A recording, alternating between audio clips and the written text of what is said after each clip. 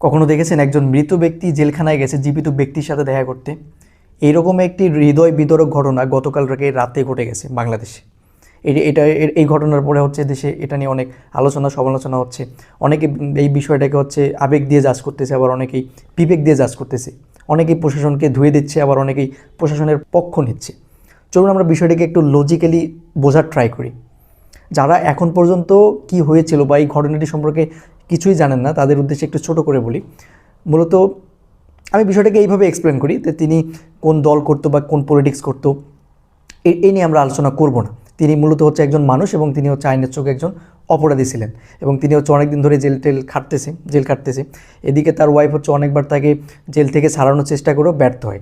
তারপরে পার্সোনালি বা হচ্ছে ফ্যামিলিগত কারণে তার ওয়াইফ এবং তার সন্তান হচ্ছে আত্মহত্যা করে এবং এমন অবস্থায় তার ওয়াইফ এবং সন্তানকে মৃত অবস্থায় তার সামনে মানে অর্থাৎ আসামির সামনে নিয়ে আসা হয় তার সাথে দেখা করার জন্য।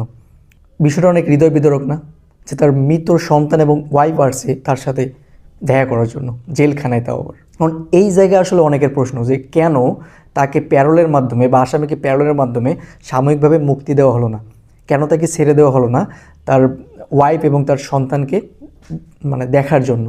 এবং একই সাথে কিন্তু এটি অনেক আবেগিক একটা ব্যাপার। কিন্তু আসলে আইন তো আসলে আবেগ দিয়ে চলে না, আইন চলে হচ্ছে তাদের নিজস্ব রীতিনীতি বা কিছু গণ্ডির মধ্যে। এখন আইনের মতে এইরকম অবস্থায় মানে যদি কোনো আসামি জেলে থাকা অবস্থায় তার কোনো ঘনিষ্ঠ আত্মীয় স্বজন মারা যায়, তাহলে প্যারোলে আবেদনের মাধ্যমে তাকে সাময়িক মুক্তি দেওয়া যেতে পারে। কিন্তু সেটা হচ্ছে আবেদন করতে হয়, তার ফ্যামিলিকে প্যারোলে আবেদনটা করতে হয়। এখন অনেকেই বলবেন যে তার ফ্যামিলিও তো আবেদনটা করছিল। হ্যাঁ, করছিল, এইরকম একটা কপি দেখলাম যে অনলাইনে ঘোরাফেরা করতেছি, ঠিক আছে, কিন্তু তারা আবেদনটা করছিল আসলে ভুল জায়গায়। এটা বাগেরহাট থানায় দেখলাম যে আবেদনটা করছিল, কিন্তু এরকমটা আসলে করা উচিত না। যে থানার আন্ডারে আসামি থাকবে সেই থানায় প্যারোলের মাধ্যমে আবেদনটা করতে হবে এবং একান্ত এটা তাদের এখতিয়ারের মধ্যে পড়ে। তো বাগেরহাট থানা থেকে যখন তাদেরকে বলা হয় আপনারা হচ্ছে যশোর থানায় আবেদনটা করুন, তখন তাদের ফ্যামিলি মানে সময় স্বল্পতার কারণে নাকি হচ্ছে এটা নাকচ করে দেয়।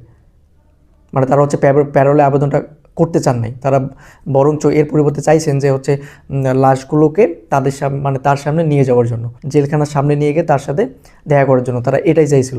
এটা পুরোপুরি তাদের ফ্যামিলিগত সিদ্ধান্ত, এটা প্রশাসনের সিদ্ধান্ত না।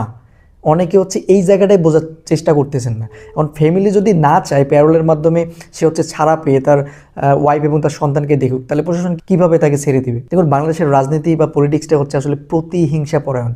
নেতাখেতারা তো মানে ঠিকই বিদেশে যায় আরামে এসে জীবনযাপন করতেছে, আর এখানে কর্মী যারা আছে তারা তাদের ফ্যামিলি এমনকি তাদের নিজেকেও স্যাক্রিফাইস দিচ্ছে।